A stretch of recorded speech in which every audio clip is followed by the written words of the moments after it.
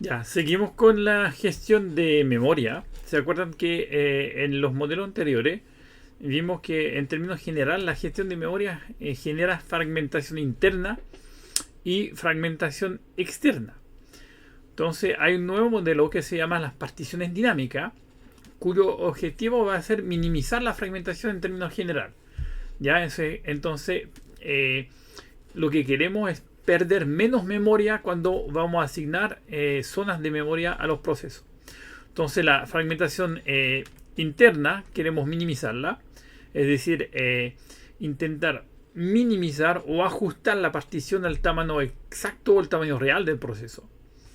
Y la fragmentación externa, lo que queremos es intentar evitar perder memoria entre los procesos. ¿Ya? Entonces, terminar con una memoria con varios hoyos, particiones o zonas libres que existen, pero donde cabe ningún proceso. ¿Ya? Entonces, ¿cómo funciona eso? El sistema va a mantener tablas con las particiones de memoria asignadas y las que están libres para saber dónde quedan zonas disponibles. Las particiones se crean dinámicamente bajo demanda, es decir, que cuando un proceso necesita memoria, le vamos a asignar una partición.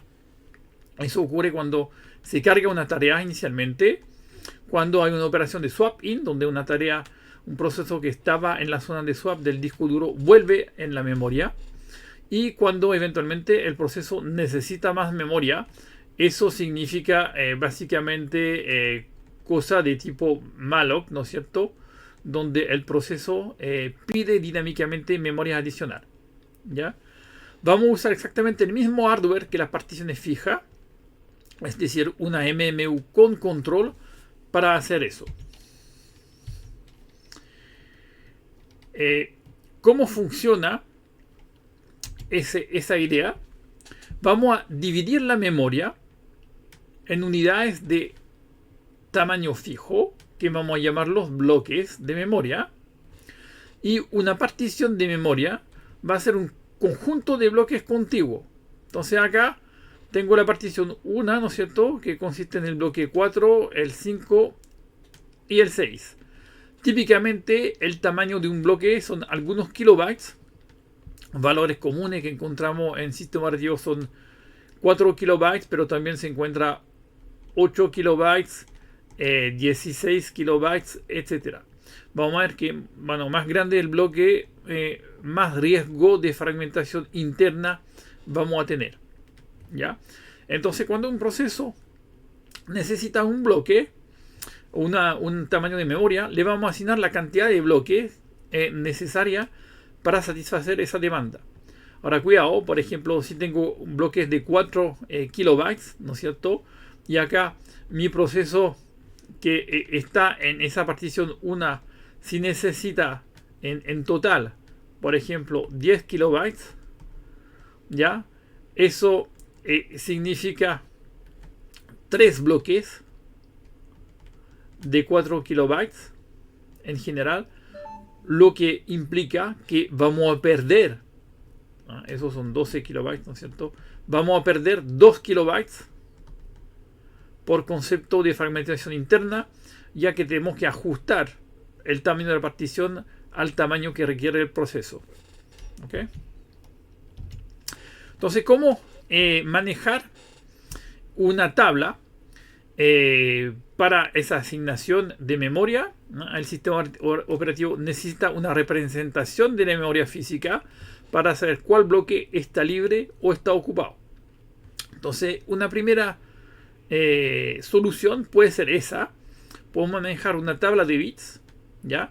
Donde el primer bit acá indica si el primer bloque está libre o no. 0 está libre, 1 está ocupado. Entonces, con nuestra partición que teníamos acá de 3 bloques anteriormente para el proceso P, tenemos acá 3, 1, que indican que esos 3 bloques están ocupados. Entonces, eso al índice 0, 1, 2, 3 y 4 de mi tabla. Perdón, estoy diciendo una tontera. 1, 2, 3, 4, 5 y 6 de mi tabla, y etcétera. Acá tengo otra partición de dos bloques, ¿no es cierto? Entonces esos dos bloques ya en la tabla aparece 2 veces 1, están ocupados al índice 9 y 10 de mi tabla. Podemos optimizar un poco el espacio de memoria que toma esa tabla, porque es una tabla que está en la memoria, entonces la tabla misma ocupa memoria, ¿ya? Y nosotros sabemos que, bueno, un byte, ¿no es cierto?, son 8 bits, lo que significa que en el fondo con un byte puedo manejar 8 bloques de memoria, ¿ya? Ok, lo que significa que si tengo n bloques, necesito una cantidad de memoria para manejar esa tabla de n dividido por 8 bytes. Ok, ahora parece poco, pero igual ocupa una memoria no despreciable. Pueden calcular si tengo que mapear así una memoria de varios gigabytes, de 2, 3 o 4 gigabytes, cuánto va a ser el espacio que ocupa esa tabla. Entonces también podemos decir que esa tabla es un desperdicio de memoria en ella misma, porque ocupa memoria la tabla. Ahí tengo, por ejemplo, un ejemplo. Si tenemos 4 GB y un tamaño de bloque de 8 KB, ¿ya? Ahí podemos calcular cuál va a ser el tamaño mínimo de la tabla, sabiendo que un byte permite indexar 8 bloques diferentes. Así que esa es la cantidad de bloques de memoria, y al final necesito una tabla de 64 kilobytes. Entonces, haciendo eso, igual voy a perder memoria. Sabiendo que los computadores actuales, en computador de la casa puede tener 2, 4 GB de memoria, 8, eventualmente 16, pero no mucho más. Pero un servidor, algunos tienen varios terabytes de memoria. Lo que significa que para eso, la cantidad de memoria que vamos a perder con una tabla de ese tipo sería bastante grande. Entonces, ¿cuál es otra solución que podemos usar? Es usar lo que se llama una estructura en cadena, ¿ya? Entonces vamos a usar los bloques libres mismos, ¿ya? Vamos a usar los bloques libres para poner la información de gestión de esta tabla. Entonces, ¿cómo funciona eso? Tenemos un puntero o un índice, digamos, porque se puede calcular con el índice del bloque, que me indica cuál es el primer bloque libre. Entonces, ese apunta acá, es mi primer bloque libre.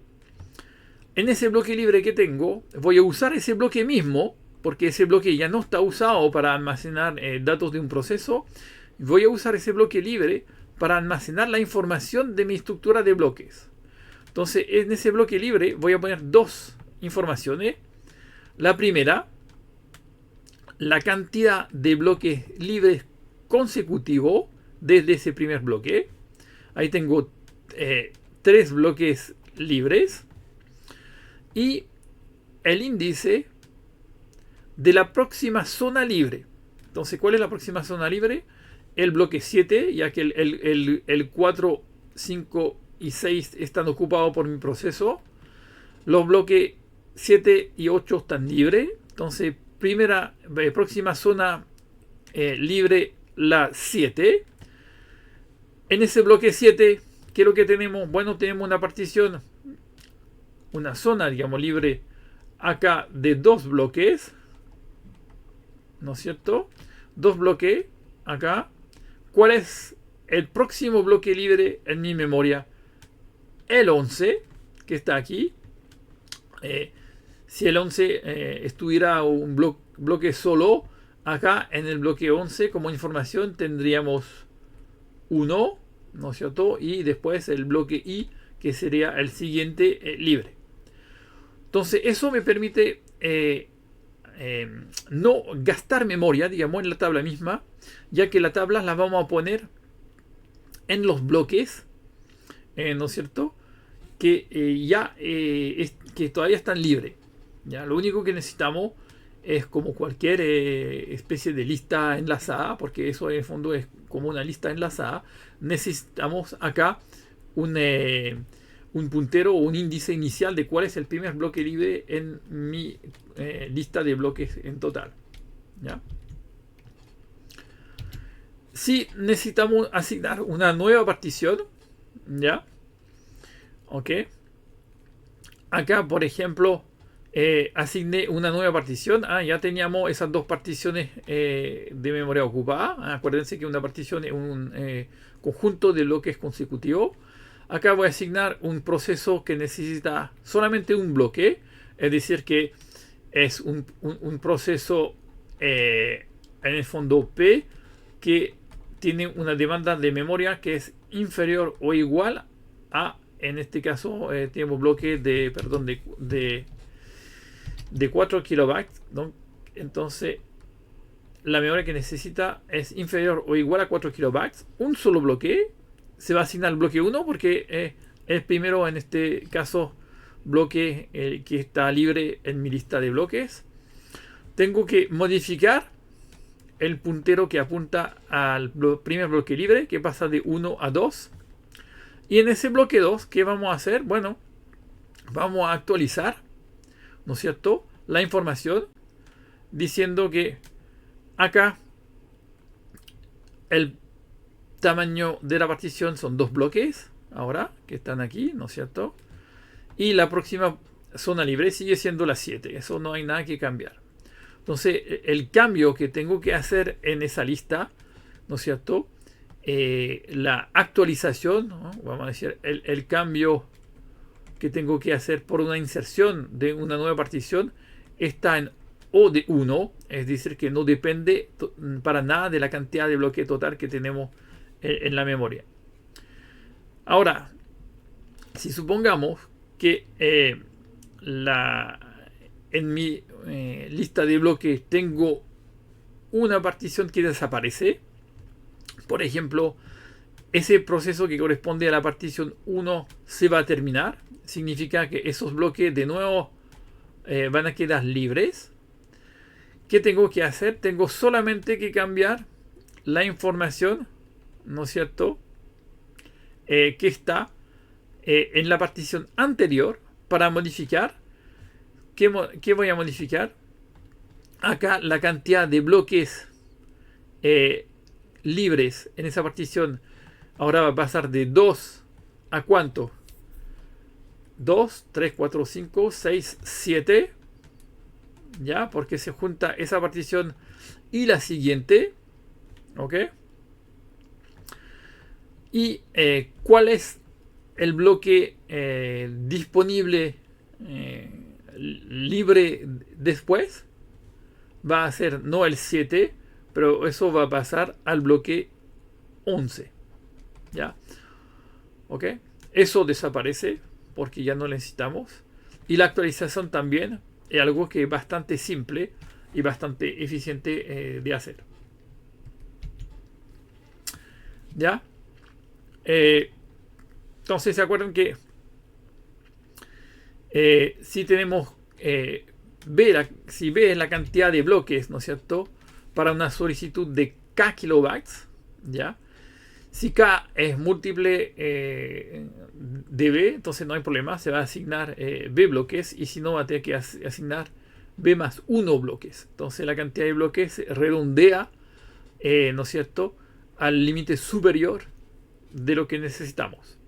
Por eso que en muchos casos vamos a seguir teniendo una fragmentación, ¿no es cierto?, interna.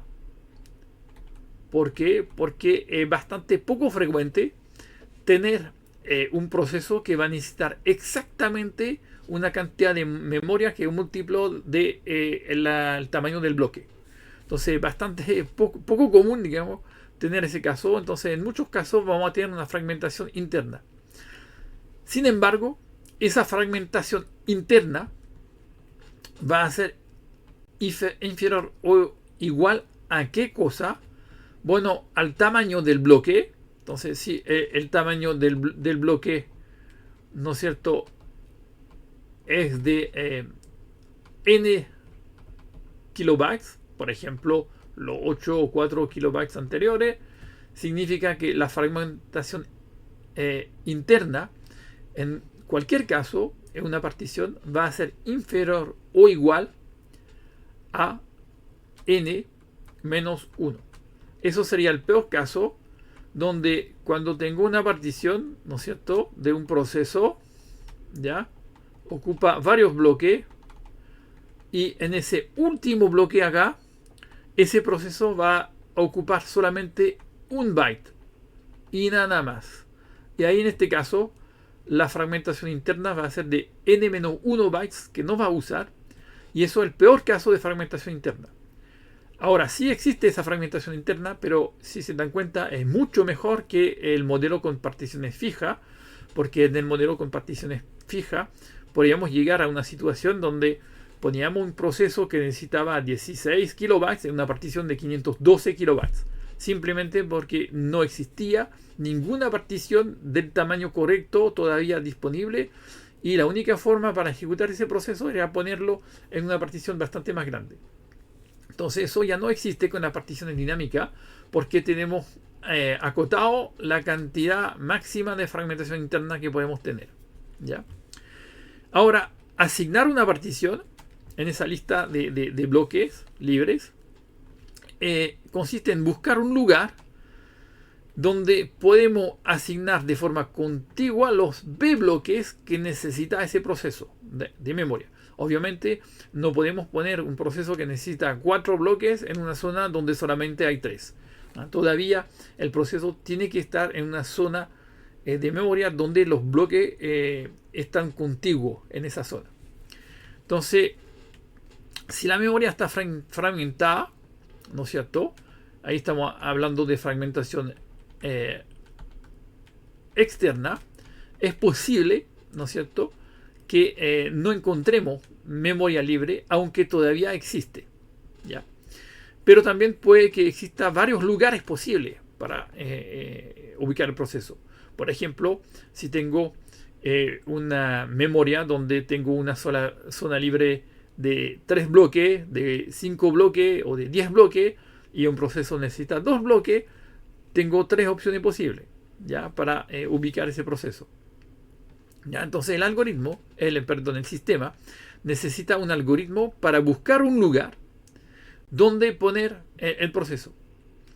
Y la búsqueda, y ahí sí que va a ser más costosa, porque la búsqueda es una búsqueda secuencial en la estructura de gestión de memoria que vimos anteriormente.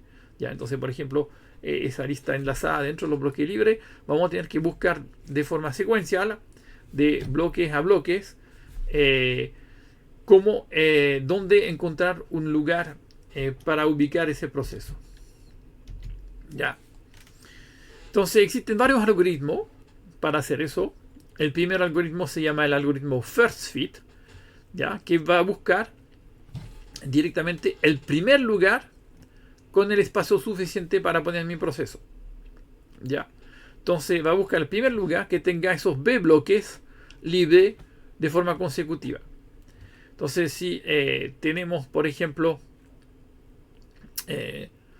una nueva partición, ¿ya?, de tamaño 2, ¿ya? ¿Se acuerdan que teníamos esos 2 bloques libres inicialmente? Bueno, acá si los bloques libres teníamos 3 acá, tenemos 2 aquí, acá no sé cuánto tengo porque va más allá. Obviamente, ese proceso que necesita una partición de tamaño 2, de 2 bloques, cabe perfectamente acá, ¿no es cierto?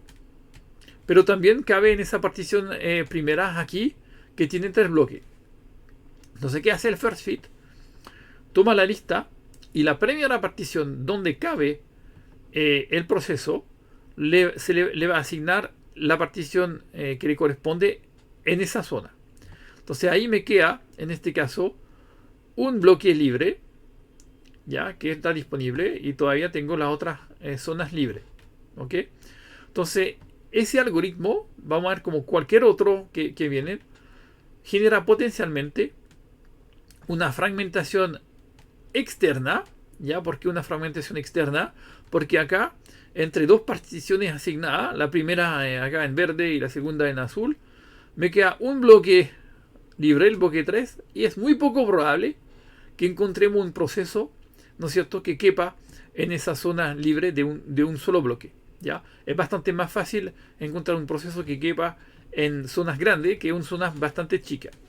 Y si al final me quedan muy pocas zonas grandes y puras zonas chicas, así de un bloque o dos, lo que ocurre es que se fragmenta la memoria de forma externa, porque no es algo adentro de la partición del proceso, sino que externo a una partición de los procesos.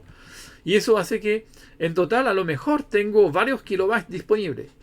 Pero esos kilobytes no son kilobytes consecutivos en la memoria, donde podríamos asignar una sola partición. Y ahí en este caso podríamos perfectamente tener 100 kilobytes disponibles en total, pero no consecutivo. En un proceso que necesita 10 kilobytes no podríamos ejecutarlo. ¿Ya?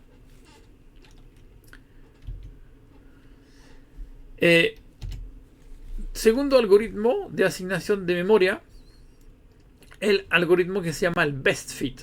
¿Ya? Entonces, ¿qué hace el best fit? Busca lo que se llama el mejor lugar para asignar la partición. ¿Y qué es lo que es el mejor lugar? Donde la cantidad de bloques remanente es la más pequeña posible. Entonces, donde va a quedar menos bloques que quedan como fragmentación externa. Entonces, ¿se acuerdan que el first fit, asignaba una partición nueva de tamaño 2, ¿no es cierto?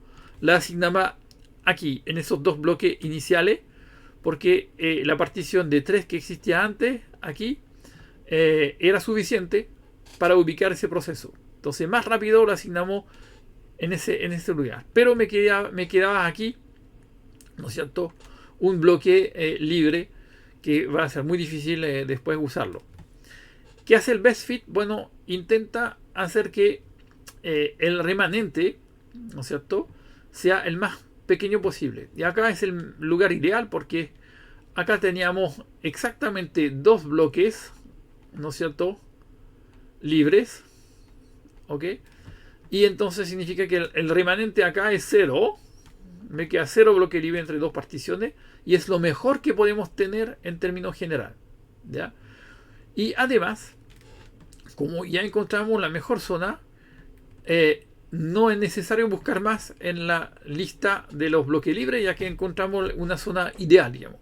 ¿Ya? ¿Ok?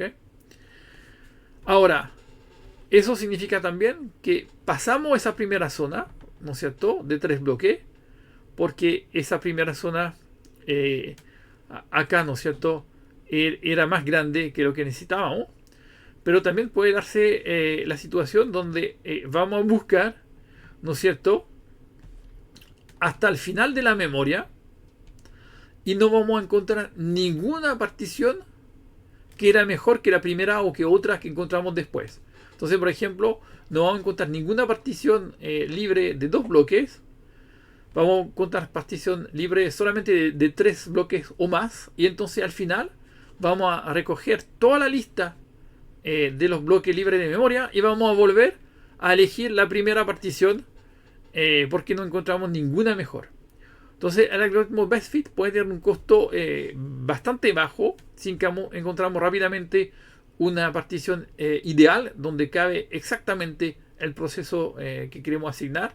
Y en este caso se termina acá la búsqueda, o puede ser bastante más costoso si tenemos que ir hasta el final. Y en el peor caso, ese algoritmo va a ser en O de n, donde n es la cantidad total de bloques que tenemos en la memoria. Tercer algoritmo se llama el worst fit. Bueno, worst en inglés, el peor caso. Entonces, ese algoritmo busca el peor lugar, ¿no es cierto?, donde va a asignar la partición. Es decir, el lugar con el remanente en bloques más grande posible. ¿Ya? Entonces, en este caso, si necesitamos una nueva partición de tamaño 1, ¿no es cierto?, no de 2, cuidado, ahora 1. Bueno, ¿cuál es? Para el worst fit el mejor lugar es el peor que tenemos, es decir, va a elegir una partición de acá que era libre de 3 bloques, cuando había una de 2 acá y una ideal en el fondo de 1, para asignar el proceso. ¿Cuál es la idea de eso? Porque la idea de los procesos anteriores, del best fit, es dejar el remanente más pequeño, es decir, minimizar la fragmentación externa. Pero la idea del worst fit es dejar el remanente más grande. ¿Qué significa eso? Significa en el fondo que worst fit piensa que si dejamos un remanente grande, va a ser bastante más probable ser capaz de encontrar un proceso o que llegue más adelante un proceso que quepa en esa zona, porque esa zona remanente va a ser más grande que en el caso del best fit o eventualmente del first fit, que no sabemos en qué bloque lo va a poner. Entonces ahí la idea es justamente dejar una fragmentación externa pero grande, ya acá, para justamente ser capaz después de encontrar muy probablemente un proceso que va a caber en, digamos, en ese bloque, ¿ya?